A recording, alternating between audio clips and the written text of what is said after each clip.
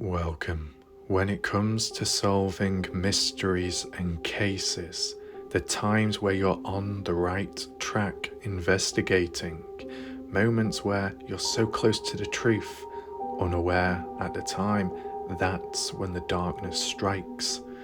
An individual or group lurking in the dark shadows, waiting to pounce, waiting to silence you.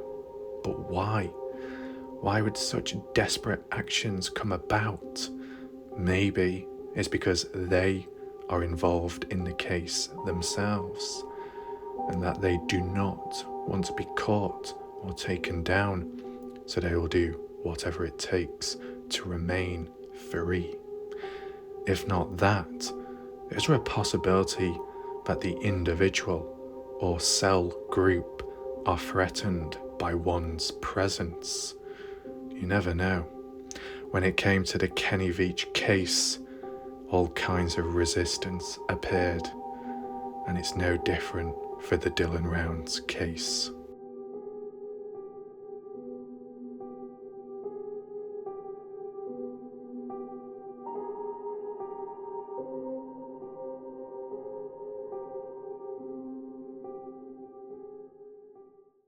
And so, here we are.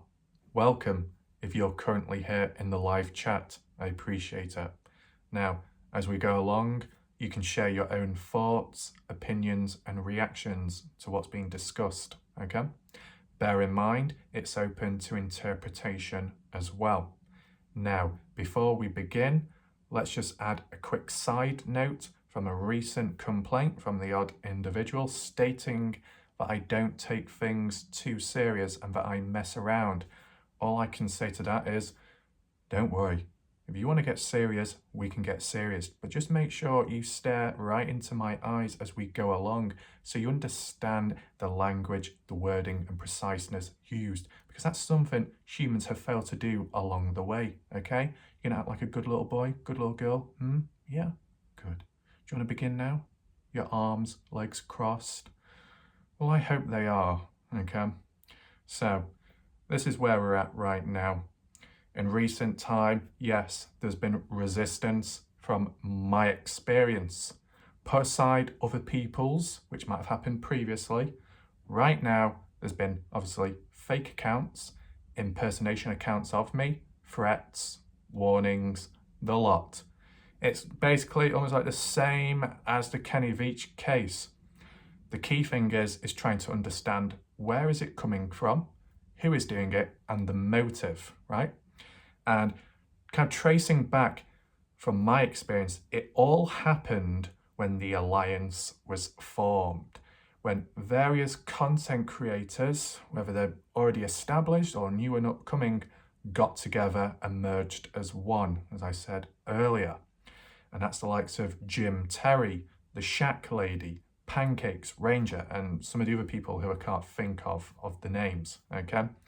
And sure, they all get together as one to share opinions, ideas, talk along, and possibly try and solve the case quicker and more efficiently. Makes sense, right?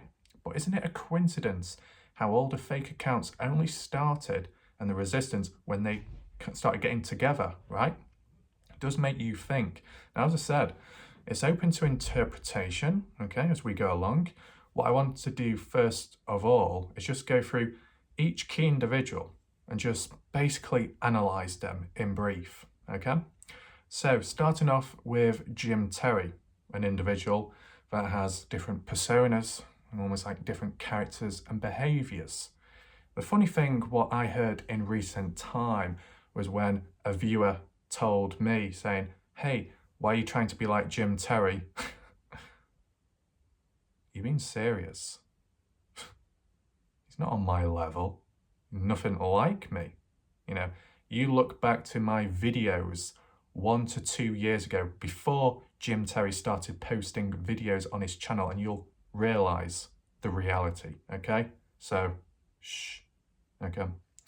With Jim Terry, private investigator, kind of questionable, because from what other people have said, people that have supposedly hired him, okay? With the Dylan Rounds family, that kind of went downhill, right? The mother ended up firing him because of certain theories and ideas and concepts. Didn't go too well with them. But then in recent time, hearing about some other individuals and their stories about hiring Jim Terry as a private investigator, how it didn't go too well there, and he's somewhat of a con man, from what other people have said. From what other people have said, okay? So it does make you think, is this person a bit shady? Do they have a shady past? Who knows? In terms of their current activities within the Dylan Rounds case, I guess it's like the researching, making calls, reaching out to people, all that typical type of stuff. Has progress been made? Arguably, yes, in certain areas. And when it comes to other individuals like Brookie, when all that came about, trying to get the truth behind it and information, Jim Terry was responsible for that. He had a bit of a hissy fit with me early on because he thought I wasn't crediting him, but, you know, obviously I did. But impetuous behaviour, misunderstood, led to some kind of confrontation, you know, that type of behaviour. That's what happens when you're impetuous. That's what happens when you don't think before you speak. So there you go. You're starting to get an idea there. As for Jim Terry and his different characters and stuff, as he does his streams, he's got a certain style, he's got a certain method of getting the truth, maybe spreading some kind of awareness and trying to solve a case or mystery, okay? He does what he does, he has a certain style. You respect that to an extent. Yeah, okay. But is there a possibility that with those different personas and characters, whether it be all by him or other contacts, could that translate into a symbolism of differing fake accounts? Okay, you got to play the Joker card, right? You know, who's the Joker in the Dylan Rounds case? Who's the one that messes around a lot, pranks a lot, possibly trolls a lot? That type of behaviour, whether it's direct or indirect, it could possibly hint at the idea that they are more likely and more capable of doing such acts, of creating fake accounts. There's a possibility there. Not that it is 100% definite, but there's a chance, okay? That's one way of interpreting it, right? Now, as for the Shack lady, you know, as for their channel, you know, recent time, bit of a newish channel in terms of content. You know, she said about how she's got involved with the Dylan Rounds case and that she's fixed and focused on it. And it's like, that's good, understandable. You know, some people can get very invested into mysteries for numerous reasons. There can be positives and negatives from that. A positive is you're probably more frequent, probably more locked in, more accurate with what you say and the information you have. You know what's what, less mistakes, less errors made, and you know, more commitment can lead to higher chances of maybe solving the case or finding new leads. So that's all good. Once again, she, similar to Jim Terry, does, I guess, call-ins, live streams like that, sharing information, discussing a range of topics and stuff like that. So yes, you're seeing a few patterns with styles of coverage, okay? Any negatives? Not from what I know of. Sometimes I may not be able to understand her in terms of text format. It's a little bit incoherent at times, but then again, that just might be down to typing. In terms of how she presents herself and talks in the videos, seems okay. No issue there. last but not least, Salty Pancakes. Bit of a hybrid, okay? Boots on ground, as well as coverage like Jim Terry and the Shack Lady with the live streams and call-ins. So with being a hybrid, you know, you cover different grounds and elements, whether it be getting the direct truth, solving certain issues or things within the case, or it's just getting different material, different points of views out there so other people can see it for what it really is. I guess that's what Pancakes is aiming to do. And with the slight negatives over time, making the odd few mistakes, supposedly learning from them as well. So you see those different individuals, different personalities, different behaviours. Jim Terry is somewhat of the wild one, maybe a bit all over the place and is a bit sharp and straight to the point at times, but that's his method of solving a case or making new leads. Shack Lady, bit more relaxed, bit more reserved, more opening, takes it slower in a way. And with that, as she called it, obsession, it enables her to absorb a lot of information and know what the situation is with the case. Higher accuracy, okay? So, and Pancakes, a hybrid, covers a range of stuff, provides different points of views and different material. So when you combine them all together, you get the best of both worlds, right? Well, you would think that, but there are still negatives that can come out of it. Not that it's going to happen, but there is a possibility, and that is the possibility that someone down the line might get backstabbed. The reason why is when you get a number of people, put them all together, they have differing personalities, behaviours and attitudes, it might conflict with one another, and that conflict, that tension can lead to negative outcomes. And as we've seen with previous drama, people falling out, sudden changes in attitudes and behaviour towards one another, you know, with those repeat offenders too, there are obviously higher chances that it can occur again down the line. That's all you have to be aware of and alert of. And the reason why I am is from my own experience in the past when a person who I knew and was best friends with for over 11 years suddenly snapped, turned on me, psychologically bullied me, and then moved on like everything was normal around everybody else, and yet I was the only one that saw that nasty side to them. Like with the Kenny Veach case, when everybody was all looking up to Sean Horlacher and the community saying, oh, we're all in it together, oh, this is all great and fun, and there was naive people bowing down to him, and yet I was the one that saw a slightly darker side and change in behaviour to him, when with the resistance and the fake accounts, and I told him about it as well as other developments within the case, his response was, oh, I want nothing to do with it, it's all on you, you solve it, I'm going off. And it's like, well, that's a change in attitude, that's a change in behaviour. And then what led from that? Well, the individual started threatening me with copyright strikes despite an agreement being previously made to use certain footage and credit him. And yet, just that snap in behaviour. So I am alert, you know. At times I can see, you know, certain individuals and think, yeah, there's something that could happen at a point.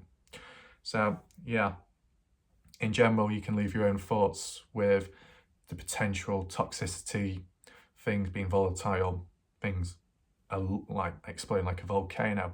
That's a possibility within the Dylan Brown's case because there are more people present, there are more content creators around covering it, so there's obviously high chances that there could be more drama. The Kenny Veach case, there was less people covering it and yet there was still drama, so this is on a bigger level, right? Now, why is there a chance of backstabbing? Well, aside from the different personalities and behaviours that might conflict down the line, from what I've heard and seen, people being called out, whether it's behind someone's back or it's direct. The odd things I've noticed is like the tension between Jim Terry and Pancakes. Although they seem to get on well or talk with one another and join each other's shows, there's times where, from the looks of it and from what other people have said, Jim Terry ends up taking over Pancakes' stream and then starts going off in one, talking and ranting and stuff, and then maybe a bit later on he gets kicked off. And then you got the likes of Salty Pancakes, you know, criticising Jim Terry. So that back and forthness, but you could argue that it's just out of good fun and it's messing around because of their personalities. They could be kind of similar in a way, joking around and insulting one another while still being on okay terms. That is a possibility. But if not, and you got some individuals talking behind each other's backs, that's how tension and conflict can start to emerge, okay? The likes of the Shack Lady and Pancakes.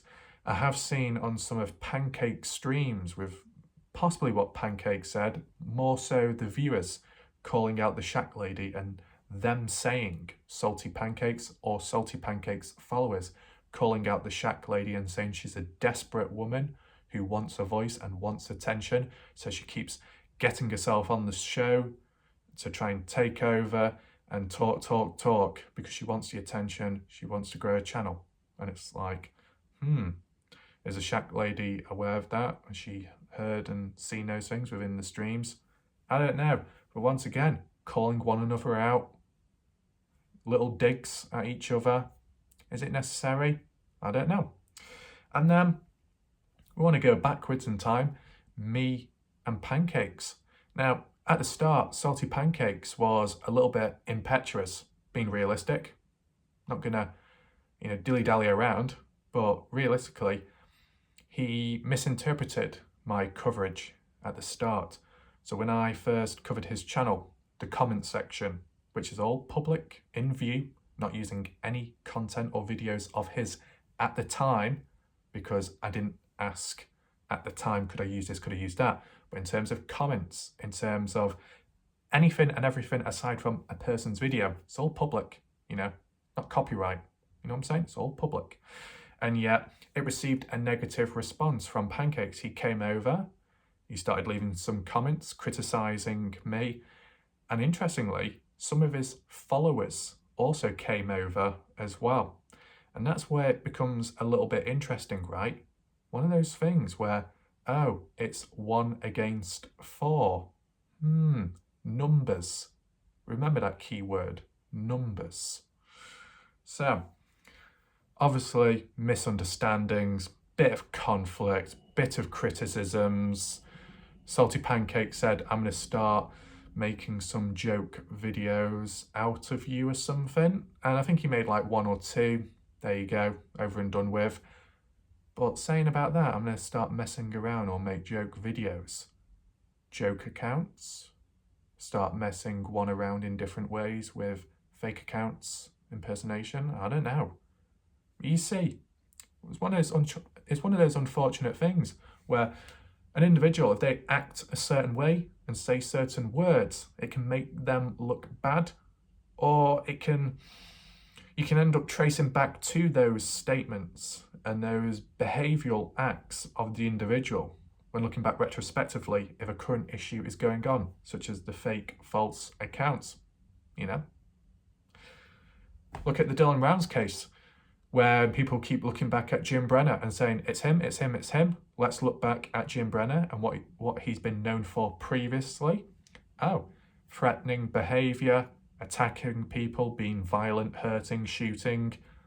Oh, well, with that past experience, even though it has nothing to do with current stuff going on, arguably, you could apply past behaviour, past history with increased chances of this individual repeating that same behaviour.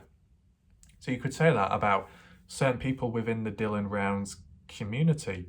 If there are certain individuals who act a certain way, that could be tied to current ongoing problems. That's one way of looking at it.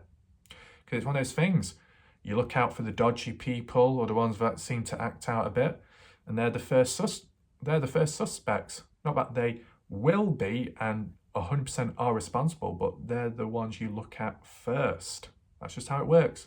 Just like how people have done with the Dylan Rounds case. If people start denying it or going against it, then it's just being hypocritical because, you know how it goes. So now let's move on to directly talking about the fake accounts. the motives, reasons, and patterns behind them, okay? Now, ultimately, I don't know who's responsible or what group is and why they're doing it. More to do with me, considering I'm not in the US, I'm not boots on ground, and yet I'm still being targeted. There will be others out there who have not been targeted yet and may never be, and that could highlight certain things in itself, right? You know, just take that into mind.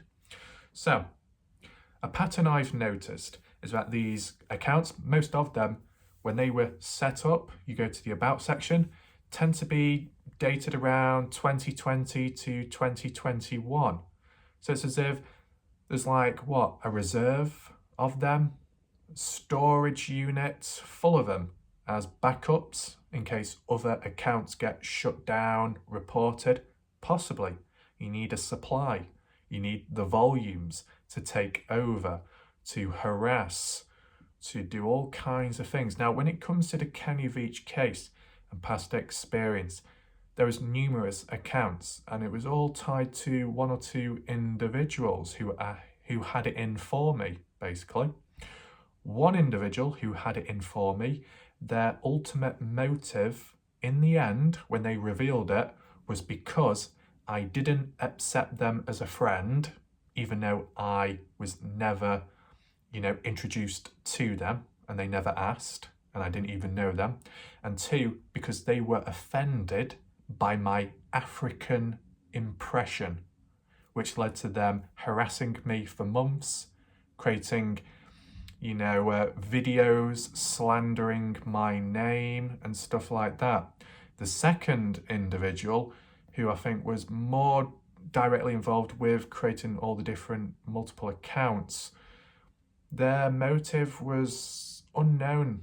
They never explained themselves. So that's how it went there. In this case, it could well be the same. No codes at this moment in time, but all very similar in terms of behaviour and how they've gone about. And it's one of those things where, okay, you can take down one account or two, but then four will show up. You cut one down, more show up. You cut a worm in half, then there's two worms now. It's that type of situation. It's not like the head of a hydra where you take one off and then it doesn't grow back. No, it doesn't seem to work like that, okay? So that's what you got to be aware of. Now, in terms of the motives, okay, it could be, obviously just messing around. That's always the case, possibility. But let's look at the other reasons. One is getting too close to the truth, revealing something others don't want to be revealed. That's always a possibility. That's how it arises from the Kenny Veach case, covering certain areas, a certain theory, which then led to resistance. When Sean Horlacher, before he changed in behaviour, he was out there exploring, going to certain areas. Shortly after that followed being threatened, people visiting his house, trying to potentially assassinate him, as well as tampering with his vehicle to try and kill him off. So that's the extremes there. As for me, the threats, messages, impersonation to try and shut me down, same happening again, and so on. So it could be you getting too close to truth. Someone like Ty and Lance, they're out there, okay? They might be on the land Dylan is on. And if these dodgy people out there see that, they're going to try and do whatever it takes to push them away from there. Misdirection, scare them off, whatever it may be. Because they don't want to get caught. They don't want to be tied to the case because they could be responsible directly. So that's one possibility. You could say, well, how's it got anything to do with me finding the truth? Well, that is understandable because I'm not boots on ground. So how can I ultimately solve the case or come close to solving it? Well, because I do map analysis videos, I might hover in a certain area and say, oh, this spot needs investigating. Oh, you see that scrapyard there? That needs to be looked at. Dylan could be in one of the areas around it. Or, other areas too and locations in the desert. And if I lock in on one area and zoom in, even do the street view if possible, whoever could be watching because you never know who's watching behind that screen through my videos. All kinds of people, okay? And they see it and think, oh wow, well, like Ref is getting a bit too close here. We'll have to try and push him off. We'll have to try and scare him off, or we'll have to shut him down in some other way so it's less suspicious. You know, that type of behaviour. So it's still possible. You know, it doesn't matter if you boots on ground or cover it in the media. You know, if you're involved in the case to a certain degree, there's a certain chance that you will get taken out in a way, probably non-lethal, but you get what I'm saying, how things can happen. There is a third reason, okay? The odd individual brought it up, and it's a very interesting point, okay? And we're going to get deep into it right now, okay? There's a possibility that maybe an individual or some may feel threatened by my presence, okay? Understandably, to some individuals, people would laugh and think, what are you on? Who do you think you are? Well, it's not who do I think I am, it's more why are they thinking irrationally to think that I'm a threat in the first place. I'm just an individual that covers the case and looks at it from different angles, points of views, tries to maintain balance, and uses unique methods to either solve the case or try and find things within, from map analysis to video debunkings and reviewing footage, as well as media pictures, and either reading through articles to fill in the blanks or to correct any misinformation. That's, in a way, my approach. That's how I do things. Why, let's just word it in this way, if that was ultimately the case, why would someone or a group feel threatened by my presence? Is there any key points or elements? Well, stamina, coverage, frequency, consistency.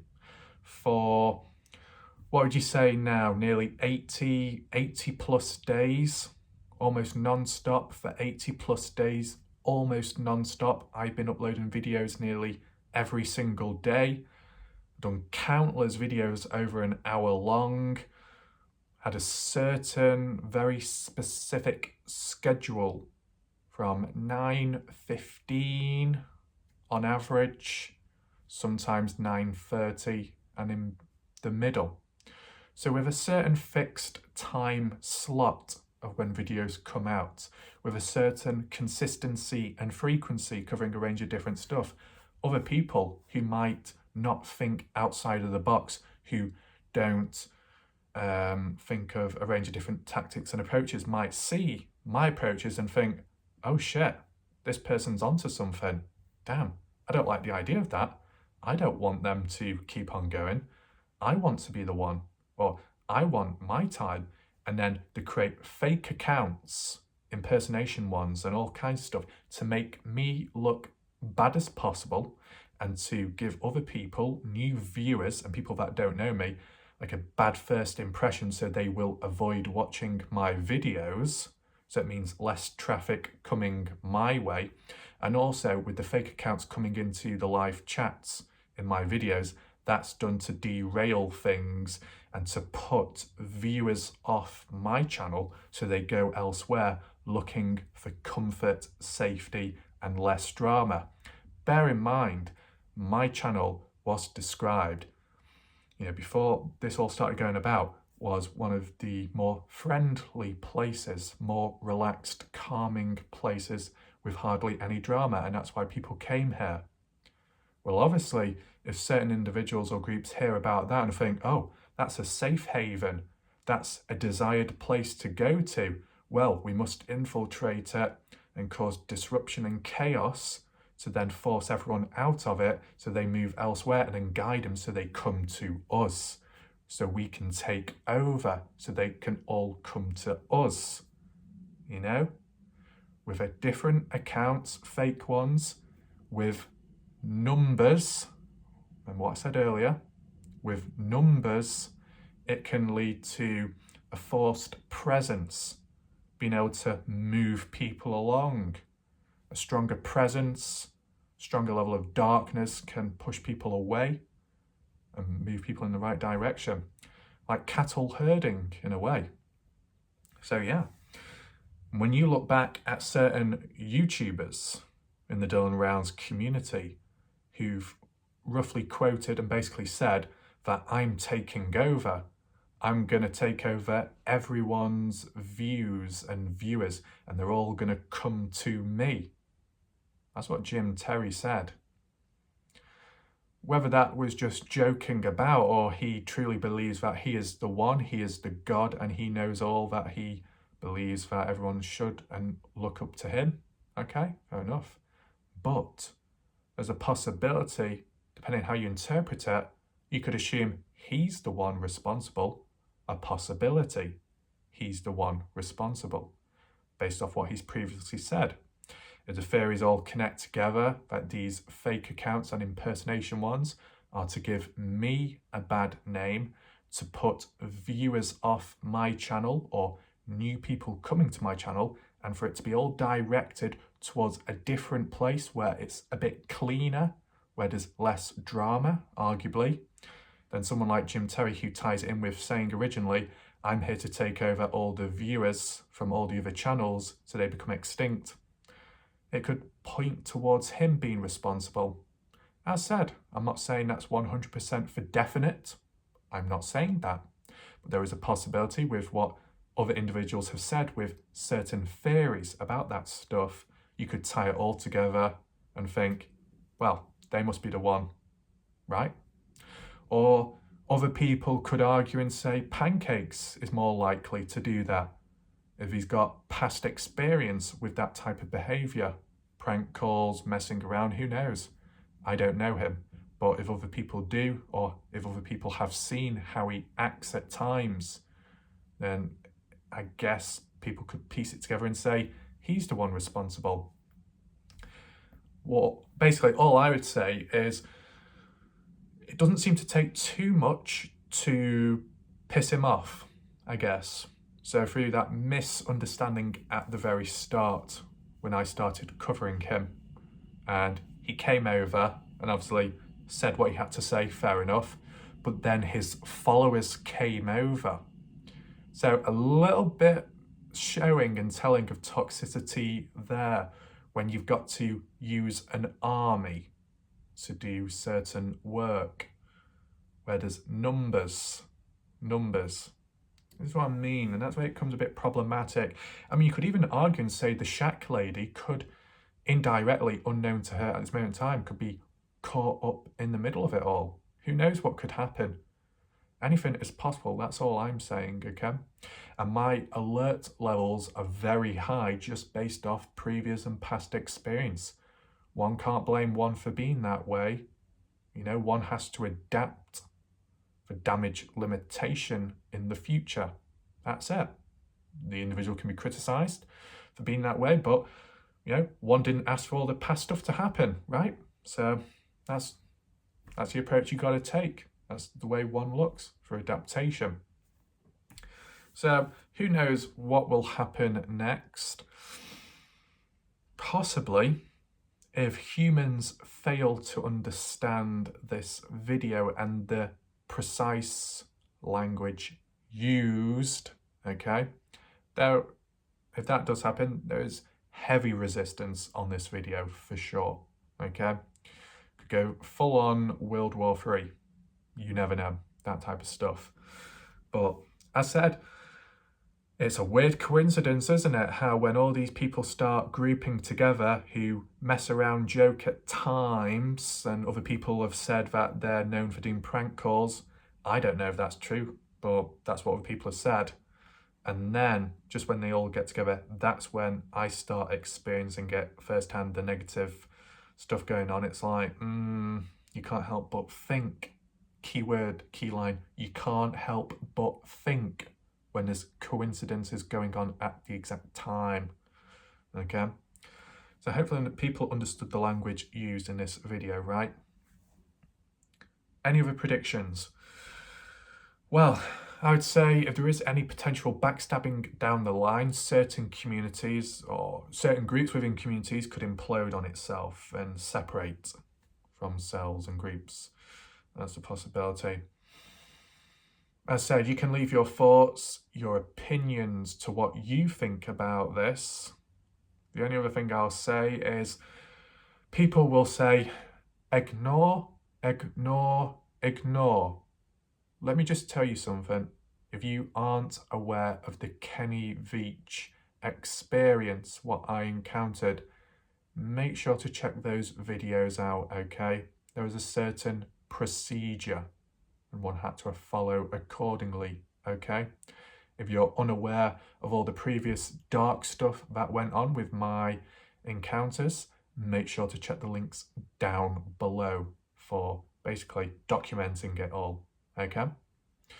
And the outcome of that was arguably somewhat successful at the time, okay? And if it was somewhat okay then shouldn't one follow through with similar procedures now, right? It's only worth trying, okay? And then we'll see from there how things play out. But once again, in terms of predictions, in terms of sensing things, everything has played out how I expected, okay? Behavioural changes. So we'll leave it there. Thanks for watching. Hope you enjoyed the video. See you in the next one. That's it for now. Goodbye.